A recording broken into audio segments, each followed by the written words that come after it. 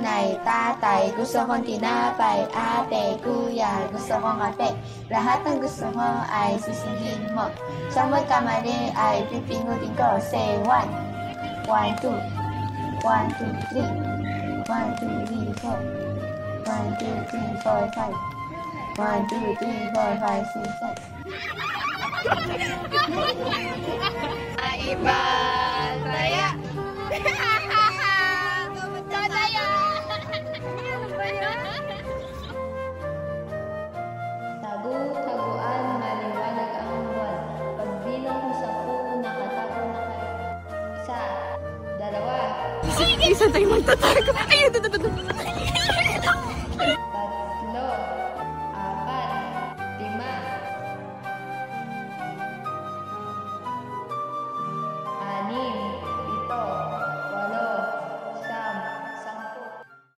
Ready or not, here I come!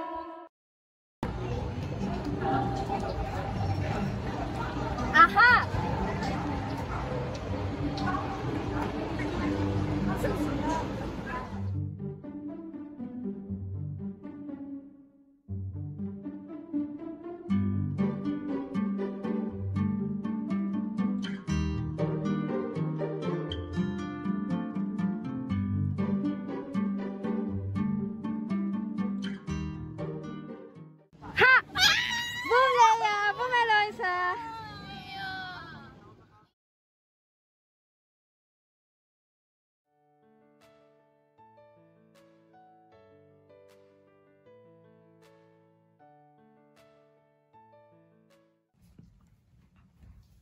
Nak, gusto mo bang maglaro sa labas kasama yung ibang mga bata?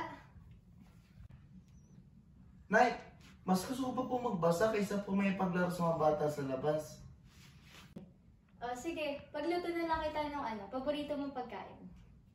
Yay! Thank you po, Nay! Yay! Pagluluto ko ni Nanay, pagluluto ko ni Tatay, yay! Bata pa lang ako, kinahihiligan ko na ang pagbabasa. Mas nalilibang ako kaysa sa paglalaro sa labas. Matapos kaming iwan ng aking ama, ay palagi kong nakakasama ang aking inay. Sapat lang ang kaya namin ni inay. Sadyang ganoon talaga ang buhay. Kailangan namin makontento sa kung ano ang meron kami. Ngunit hindi ito hadlang sa pagpigil sa paghubog sa aking ginagawa. Noon nga, ang dami-dami kong parangal na nakukuha. Pinakabibora ako sa recitation, sabi ng teacher ko. At lagi rin ako nakakakyat ng stage noon. Nabibigatan na nga ang leeg ko sa dami ng awards ko. Pagtungtong ng high school, ay ganito ang takbo ng aming buhay ni inay. Buti na lang at lagi siyang nariyan sa aking tabi.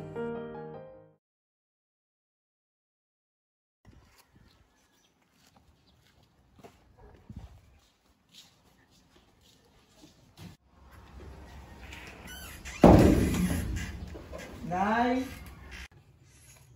Nay! Nay! Ano si Nan? Nay? Saan ba siya? Pati ilaw kanina eh. Tawagan nga.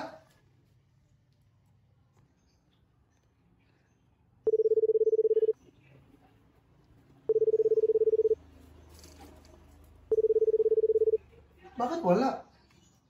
Pa nga.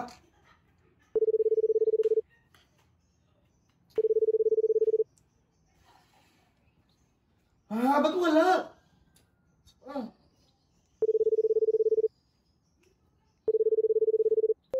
Unay, nasaan ka po? Nak. Nay, Nak. bakit ka po umiiyak?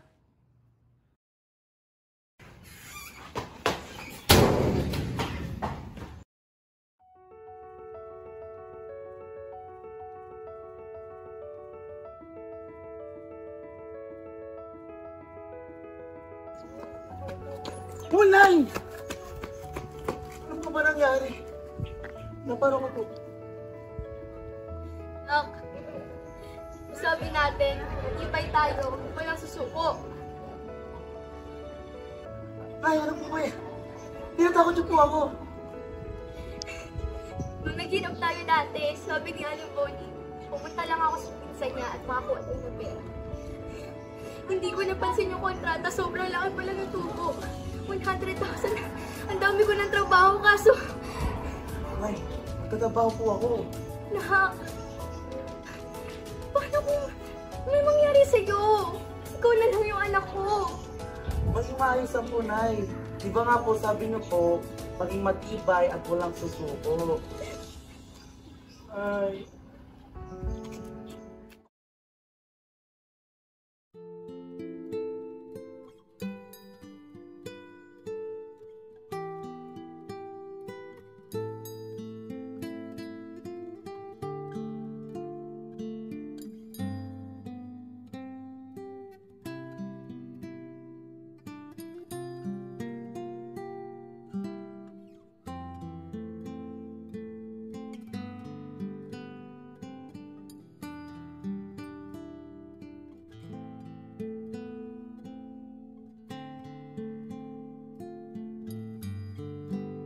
Good afternoon, ma'am, sir.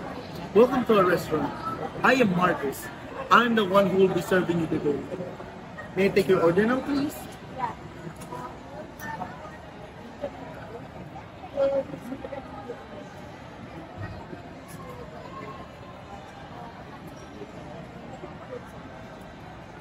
Very well. Is that all? Yeah, that's... Okay. Very well. Is your food na po? Anything else? Very well. Enjoy your food po.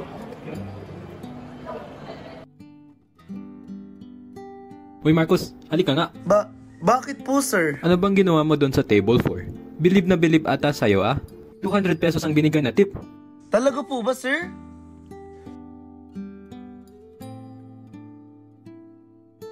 Nay! Nay!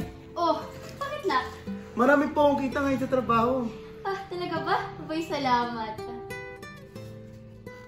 O yan, Nay. Libre niyo po yung sarili niyo ng masasarap na pagkain sa restaurant.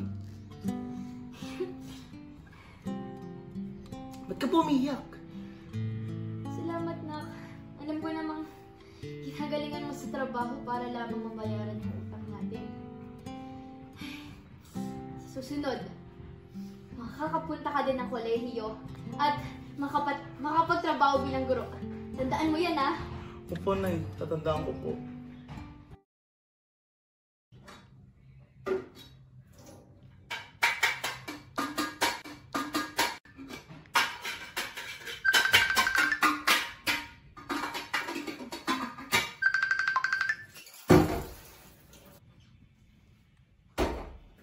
Tapos na rin sa wakas.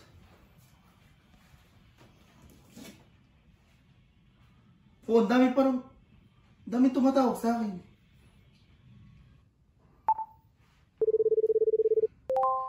Hello?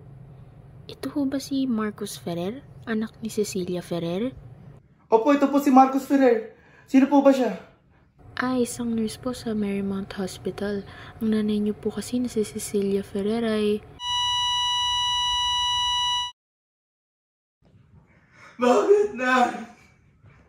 Nay! Bakit? Nay! Bakit ang aga? Nay! Bakit ngayon pa? Nay, bakit?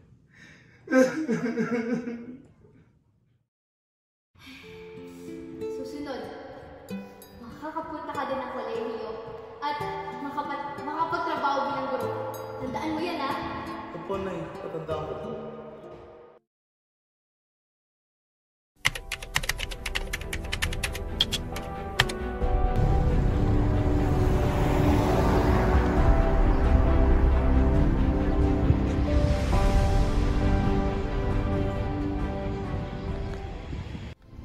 Uy, narinig na ba yun? Yung tungkol sa bago natin sa klase? Oo.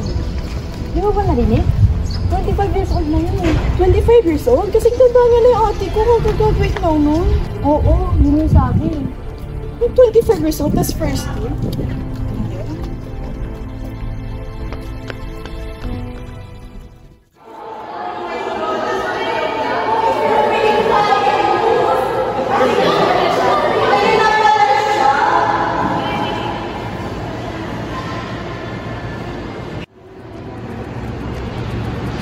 And that's all for our lesson. Meron ba kayong clarifications, questions, or suggestions? Kung gayon, proceed na tayo sa part. Group yourselves na.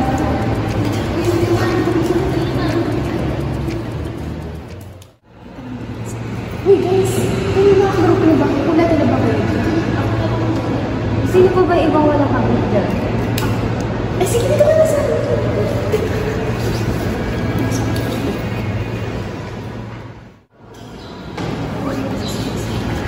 Excuse me, pwede pa ba na siya pagkagrupo? Kulit na kami, sorry. Okay lang. Excuse me, hindi po ba na siya pagkagrupo? Ay, sorry. Kasama ko na siya. Okay lang po.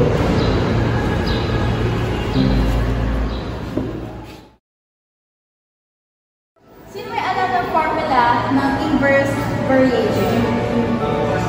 Yes, Marcus? Y equals A over X. Good day, I am Marcus Fer. Today, I'm gonna present you my research qualitative study.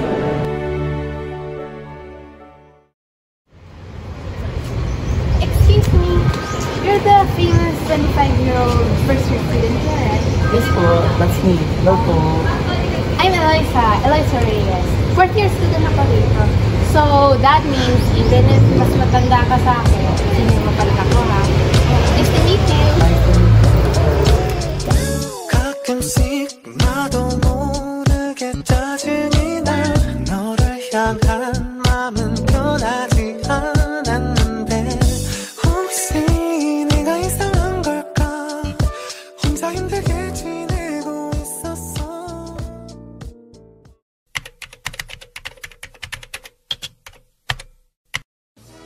Marcus V. Fer, cum laude.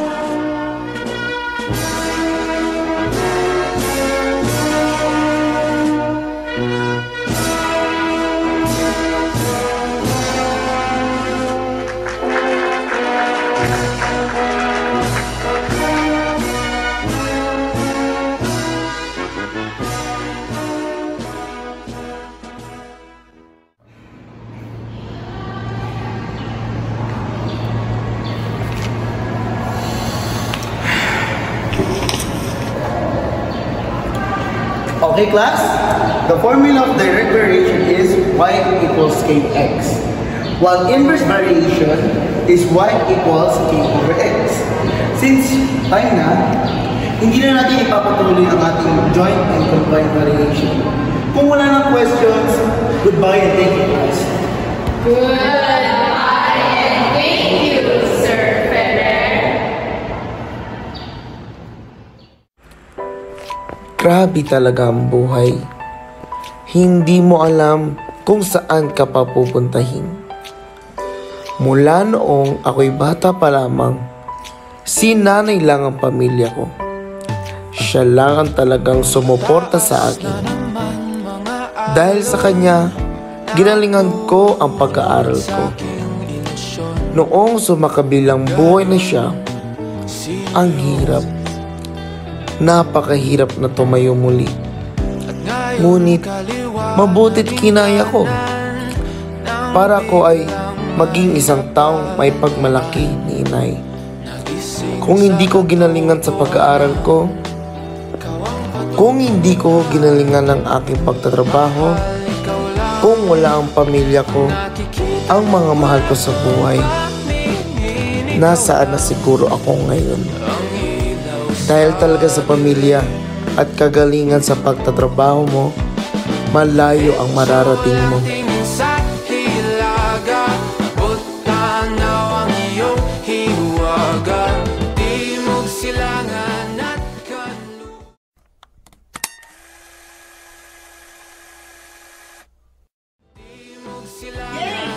Kanluran, ikaw pa rin ang patutunguhan.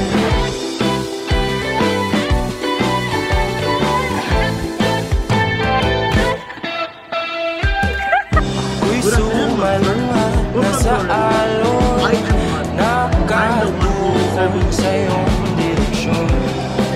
Ang tugon sa aking pag-ahon, napadpad sa kailaliman ng karagatan. Ika'y nakita. Hello po, we are grade 9 STE students. Thank you so much po for taking part for our project and welcome po sa aming interview. Kayo naman po, ano po ang inyong pangalan at ang inyong occupation ngayon?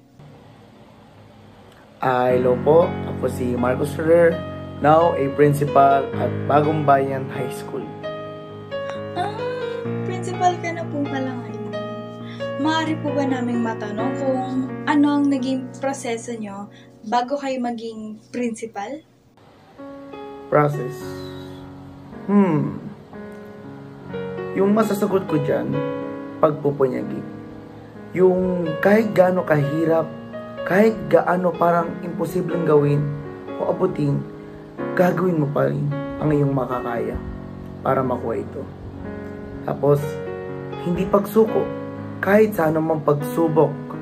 At syempre, dapat may passion ka rin at masigasig ka sa mga ginagawa mo. Kasi hindi mo maibibigay ang iyong lahat-lahat kung ayaw mo naman sa mga ginagawa mo. Ganun po ba yun? Para naman po sa inyo, ano ang mga katangian na dapat taglayin ng isang tao na gustong gumaling o may kagalingan sa paggawa? Ang taong magaling sa kanyang paggawa o pagtatrabaho ay unang-una, syempre, masipag, masigasig, gaya ng sinabi ko kanina. Tapos, may disiplina sa sarili dahil dapat alam mo ang hangganan ng makakaya mo. Dapat din na curious ka at hindi nagsasawa sa mapagtukla sa mga bagong bagay at pag-aaral. Sa buhay, laging may bagong matutunan. Syempre, mahalaga rin ang pagkakaroon ng takot sa Diyos dahil siya ang hawak ng buhay mo at kinabukasan. Pagtiwalaan natin ang plano niya para sa ating mga buhay. Grabe naman po talaga ang inyong sagot. Para naman po sa huli naming tanong, maaari po ba kayong magbahagi ng kahit isang karanasan niyo lamang po na nagpapakita ng kagalingan sa paggawa? Siguro nung unang year ko sa college, since medyo late na nga din ako nakapasok, ako pinakapatanda sa amin. Medyo parang hesitant pa yung mga classmate ko na kaibiganin ako. Hindi naman sa pinupulaan ko sila. Understand ko naman na dahil bago ako at may mga kaibigan na din sila. Pero mahirap na parang walang sumusuporta sa iyo. Pero nagpunyagi, nagtiyaga ako sa mga projects, sa pag-aaral ko. Tapos kalaunan, nagkaroon din ako ng mga kaibigan at nakilala ko din ang aking magiging future wife ko. So dahil doon, mas lalong nagsumikap at ngayon, ito na ako. Tunay nga na isa kang inspirasyon para sa kabataan ngayon, Sir Marcos. Muli, maraming salamat po for taking part for our project. Thank you for having me din po. It's